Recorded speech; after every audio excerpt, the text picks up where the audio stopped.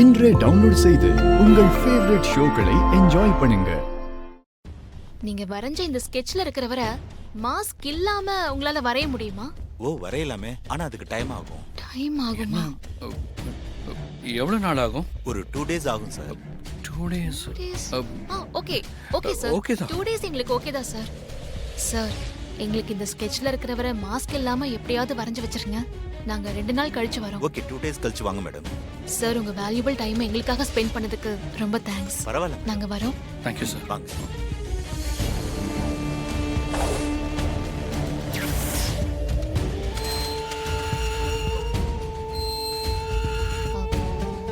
ராகவ், நாம ஒரு 2 நாள் வெயிட் பண்ணலாம் ராகவ்.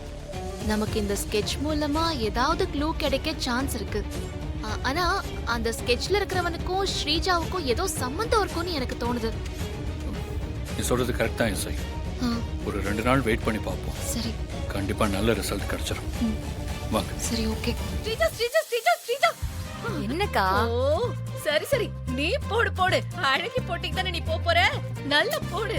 அக்கா, நெயில் பாலிஷ் போடுறது தப்பாக்கா? ஏன் இவ்ளோ கோவமா பேசுறீங்க?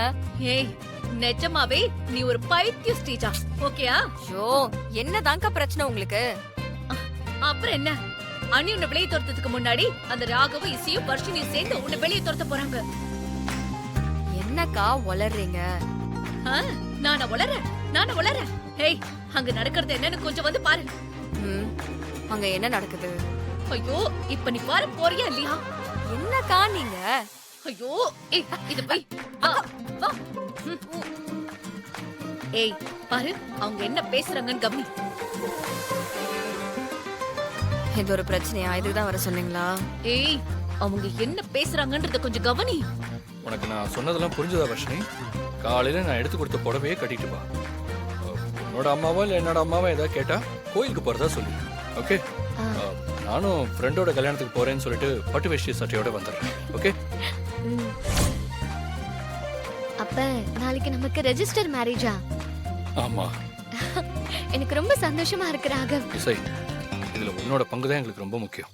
கையெழுத்து தானே, உங்க 2 பேருக்கும் நானே சாட்சி கையெழுத்து போடுறேன்.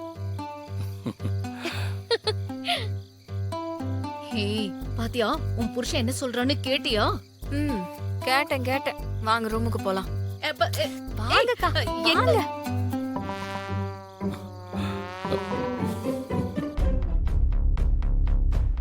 நானே டென்ஷன்ல இருக்கேன், காஃபி குடிக்கிறா.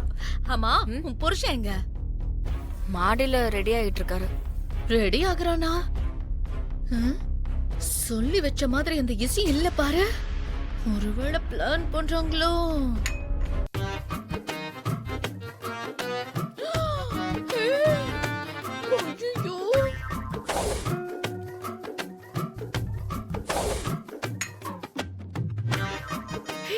போச்சு, அங்க பாரு. ராகவ் அங்க பேசின மாதிரி பட்டு வேட்டி பட்டு சட்டையில வரான். வா அக்கா, வரட்டும்க்கா. ஏய், வா சொல்றேன், வா. ஐயோ, என்னடா ராகவ், ட்ரெஸ் எல்லாம் பலமா இருக்கு. ஆமாண்ணே, அப்படியே புது மாப்பிள்ளை மாதிரி இருக்கு. அங்க பாரு எப்படி வந்து நிக்கிறான்னு. ராகவ், கம்பெனில ஏதாவது விசேஷமா? ஆஹா, இல்லம்மா, அப்படிலாம் ஒண்ணும் இல்ல. என் ஃப்ரெண்டு ரெஜிஸ்டர் மேரேஜ் பண்ணிக்க போறான்னு சொன்னேன்ல, அதுக்காக அவன் எடுத்து கொடுத்த ட்ரெஸ். எப்படிமா, நல்லா இருக்கா? ராகவ், என்ன ராகவ், புது மாப்பிள்ள மாதிரி ஜம்முன்னு இருக்கீங்க. அத்தை,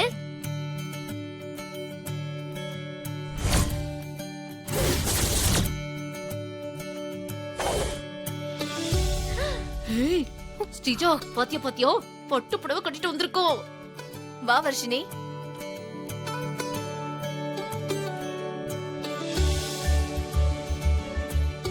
வர்ஷினி, இன்னைக்கு உங்க புடவை சூப்பரா இருக்கு. தேங்க்ஸ் பல்லவி. கோயிலுக்கு போறேன். ரொம்ப நாளா கட்டாம வச்சிருந்த புடவை என்னமோ இன்னைக்கு கட்டணும்னு தோணுச்சு. சரி, கோயிலுக்கெல்லாம் பெரிய போர்டர் வச்ச புடவைய கட்டிட்டு போவாங்க. சிந்தாமணி, உனக்கு என்ன அதுல பிரச்சனை? சின்ன பொண்ணு அவளுக்கு பிடிச்சத கட்டிக்கட்டுமே. அதுக்கு இல்ல நீ இந்த புடவைய பார்த்தா ஏதோ கல்யாணத்துக்கு கட்டிட்டு போற புடவை மாதிரி இருக்கேன்னு சொன்னேன். ஆ, வர்ஷினி கோயிலுக்கு தானே போற? ஆமாக்கா. சரி அப்ப நானும் வரேன். ம். மாமா அத்தை நான் போயிட்டு வந்துடுறேன். போயிட்டு வரட்டுமா அத்தை? ஆ, ரெண்டு பேரும் துணைக்கு துணையா போயிட்டு வரது நல்லது தானே. போயிட்டு வாங்க. சரிங்க மாமா நான் போயிட்டு என்ன? வரேன். ஆ. அ, ம். சரி பாய் பல்லவி. பாய் பல்லவி டாடா. பாய். வா வர்ஷினி. எப்படி வெறுப்பேத்திட்டு போறா பாரு. ஏ பல்லவி, டாடா கடத்துன உனக்கு என்னன்னு தெரியுமா? டாட்டானா பாய் பாய் தானே. ஐயோ, உலகம் தெரியாத பிள்ளையா இருக்கே. ஏய், உனக்கு ஏதாவது புரியுதாடி? உனக்கு எதிர எதுவும் பண்ணல. என்னது? ராகவுக்கும் வர்ஷினிக்குமா? என்ன உளற நீ? ஒளரலாத்த ப்ராமிஸா சொல்றேன். ஸ்ரீஜா, என்ன லூசா நீ? அவனுக்கு உன் கூட கல்யாணம் ஆயிடுச்சுன்னு உனக்கு ஞாபகம் இல்லையா? எனக்கு ஞாபகம் இருக்கத்த. உங்க புள்ளைக்கும் உங்க மருமகளுக்கும் தான் ஞாபகமே இல்ல. இருந்திருந்தா ரெஜிஸ்டர் ஆபீஸ்ல யாருக்கும் தெரியாம திருட்டு கல்யாணம் பண்ண போவாங்களா? போதும் நிறுத்து ஸ்ரீஜா. உனக்கு எவ்வளவு தைரியம் இருந்தா என்கிட்டயே வந்து என் பையனும் வர்ஷினியும் திருட்டு கல்யாணம் பண்ணிக்க போறாங்கன்னு சொல்லுவேன். எல்லாத்துக்கும் ஒரு லிமிட் இருக்கு. நீ ரொம்ப ஓவரா போற. ஓவரா போறது நான் இல்லத்த, ராகவும் அந்த வர்ஷினியும் தான். ஒரு விஷயத்த சொல்றதுக்கு தைரியம் இருக்க வேண்டியது இல்லத்த. அந்த விஷயம் உண்மையா இருந்தா போதும். ராகவும் வர்ஷினியும் திருட்டு கல்யாணம் பண்ண போறாங்க. இதுதான் உண்மை. ஸ்ரீஜா, உனக்கு சந்தேக புத்தி அதிகமாயிடுச்சு. அதனாலதான் இப்படி தப்பு தப்பா நீ யோசிக்கிற. நான் தப்பா எதுவும் யோசிக்கல அத்த. நான் சொல்றதுதான் உண்மை. நீ கூட வாங்க, நான் ப்ரூவ் பண்ணி காட்டுறேன்.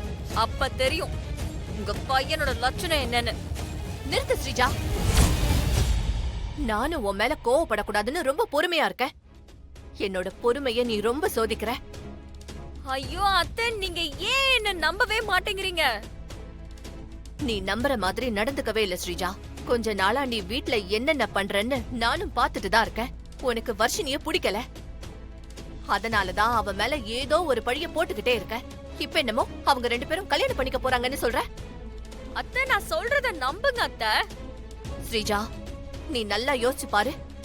நான் உன் கழுத்துல தாலி கட்டுன்னு சொன்ன ஒரே காரணத்துக்காக ராகவ் மறு வார்த்தை பேசாம உன் கழுத்துல தாலி கட்டினா.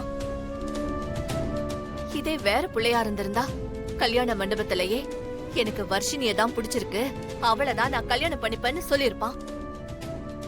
ராகவ் அப்படி சொன்னானா? இல்லையே, சொல்லவும் மாட்டான். ஏன்னா அதுதான் என்னோட வளர்ப்பு. என் பையனுக்காக நான் பார்த்து பார்த்து செலக்ட் பண்ண பொண்ணுதான் வர்ஷினி. அவளும் என் பேச்சுக்கு கட்டுப்பட்டு அமைதியா இருக்கால. அதுதான் என்னோட செலக்ஷன்.